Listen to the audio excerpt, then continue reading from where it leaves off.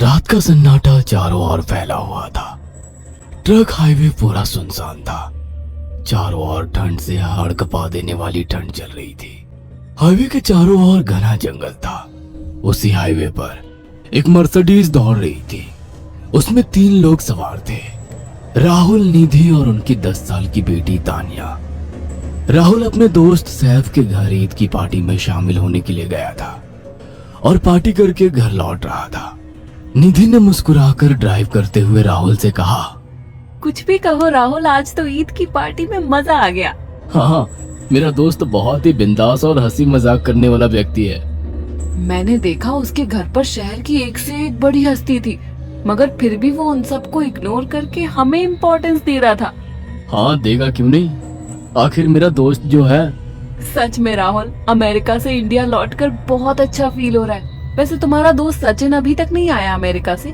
निधि की बात सुनकर राहुल चौंक कर बोला, ओह शिट यार, उसका फोन आया था कि वो इंडिया आ रहा है। उसने बोला था कि मुझे एयरपोर्ट पर पिक कर ले। निधि बहुत नाराज होगा वो। कोई बात नहीं, उससे बोल देना कि तुम्हें बिल्कुल याद नहीं रहा, और फिर तुम्हें सैफ की इनवाइट की हुई ईद पार्टी में भी तो शामिल होना था। निधि ने इतना बोला ही था कि उसकी बेटी तानिया ने अपनी माँ की ओर देखकर कहा, मुझे भूख लगी है माँ, और प्यास भी। तानिया की बात पर निधि ने बुरा सा मुंह बनाकर उसकी ओर देखकर कहा, पार्टी में तो इतना खाया था तुमने, फिर भी भूख लगी है। निधि की बात पर तानिया ने मासूम सा चेहरा बनाकर कहा, कोई बात नहीं मम्मी, मुझे पानी ही पिला दीजिए। कितनी बार बोला है मुझे मम्मी मत बोला करो। पानी अभी नहीं है, आगे जाकर कोई शॉप पड़ेगी तो बोतल खरीद के दे दूंगी। निधि की बात पर राहुल ने मुस्कुराकर कहा, छोटी बच्ची है निधि, इतना नाराज होना सही नहीं है। राहुल ने इतना कहा ही था कि अचानक एक काली परछाई राहुल की कार के सामने आकर खड़ी हो गई। राहुल के पैर अचानक ब्रेक पर पड़ गए। गाड़ी तेज रफ्तार में थी। ब्रेक अचानक लगने से पलटते पलटते बाल बाल बची थी। राहुल के चेहरे पर भयानक ठंडी में भी पसीने की बूंद टपकने लगी। वो दोनों कार से बाहर निकल आए। निधि ने डरते हुए कहा, आखिर कौन था ये? ऐसा लगा जैसे कि कोई भयानक काली परछाई मेरे कार के सामने आकर खड़ी हो गई हो। वो दोनों काली रात के सन्नाटे में इधर उधर देखने लगे। तभी निधि को एक घने पेड़ के पास तो चमकीली हुई आंखें दिखाई दी। उसकी आंखें बिल्कुल भेड़ियों की तरह लग रही थी। निधि ने चीखते हुए राहुल से कहा, राहुल देखो कौन है वो, जल्दी से गाड़ी में बैठो, मुझे बहुत डर लग रहा है। राहुल ने उस तरफ देखा तो उसके रोंगटे खड़े हो गए। वो दोनों गाड़ी के अंदर बैठने ही वाले कि अचानक एक अजीब सा चेहरा वाला भयानक सा आदमी बिजली की रफ्तार से उनके सामने आकर खड़ा हो गया। राहुल ने देखा कि उसका चेहरा बिल्कुल सड़ा हुआ था और उसकी आंखें भेड़िए की तरह चमक रही थी। उसके लंबे लंबे बाल उसके कंधे तक आ रहे थे और उसके दांत भेड़िए की तरह बाहर की ओर निकल रहे थे। हाथों की जगह नुकीले पंजे थे। राहुल को देखकर अजीब से अंदाज में हंसने लगा, मगर जैसे ही राहुल की नजर उसके कपड़ों पर गई, राहुल की आंखें फटी की फटी रह गई। वो हकलाते हुए बोला, भाईजान, भाईजान, मुझे माफ कर दो, मुझे छोड़ दो।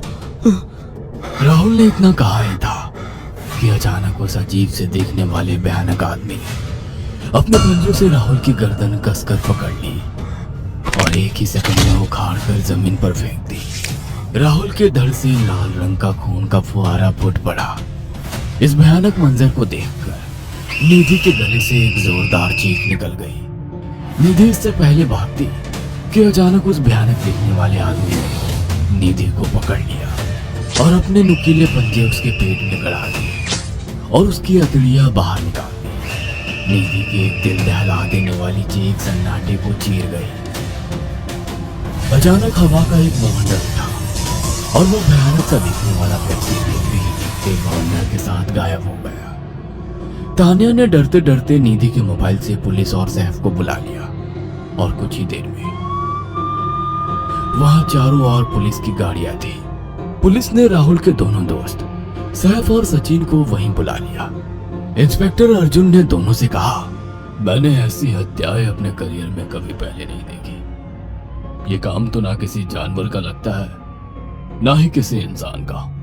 सचिन कपकपाती हुई आवाज में बोला, आप कहना क्या चाहते हैं? कुछ कह नहीं सकता। जिस किसी ने भी इन दोनों को मारा है उससे एक बात तो साबित होती है कि वो इन दोनों से हद से ज्यादा नफरत करता था। अब सारी सच्चाई तो ये बच्ची ही बता सकती है। इतना बोलकर इंस्पेक्टर अर्जुन तान्या के पास चला गया, जो बेहद डरी हुई थी। तान्या ने आंखों देखी सारी घटना इंस्पेक्टर अर्जुन को बता दी। तान्या की बात सुनकर इंस्पेक्टर अर्जुन कंफ्यूज चेहरा लेकर मोबाइल पर किसी से बात करने लगे। सचिन इंस्पेक्टर के पास आ गया और सैफ भी डरता हुआ इंस्पेक्टर अर्जुन के पास आकर बोला, क्या हुआ इंस्पेक्टर? तान्या ने क्या बताया? उसने जो बताया वो काबिले यकीन नहीं है। उसकी बात पर किसी भी तरह से यकीन नहीं किया जा सकता। फिर भी कुछ तो बताया इंस्पेक्टर। हाँ, उस बच्चे के मुताबिक एक भूत ने निधि और राहुल को बड़ी बेदर्दी से मारा है। इंस्पेक्टर की बात सुनकर दोनों बुरी तरह से चौंक गए। क्या मतलब है इस बात का? बच्ची बेहद डरी हुई है। हम आगे की तफ्तीश जारी रखेंगे। निधि और राहुल तो चले गए, अब तान्या को मैं रख लूंगा। नहीं, राहुल मेरा अच्छा दोस्त था।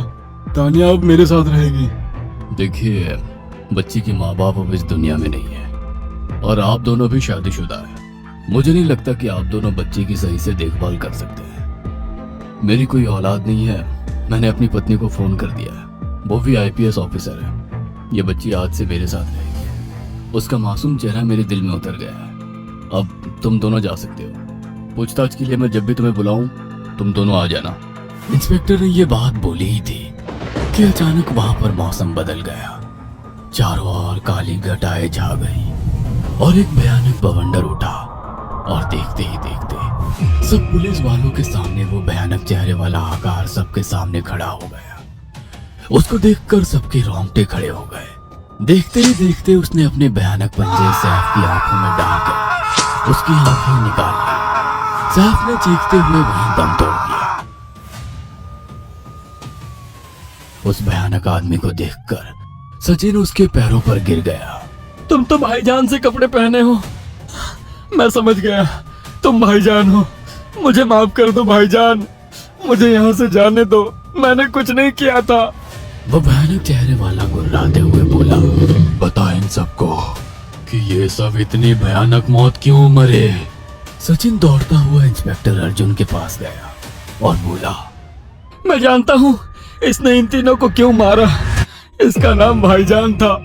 जब ये जिंदा था ये किसी का भाई किसी की जान था।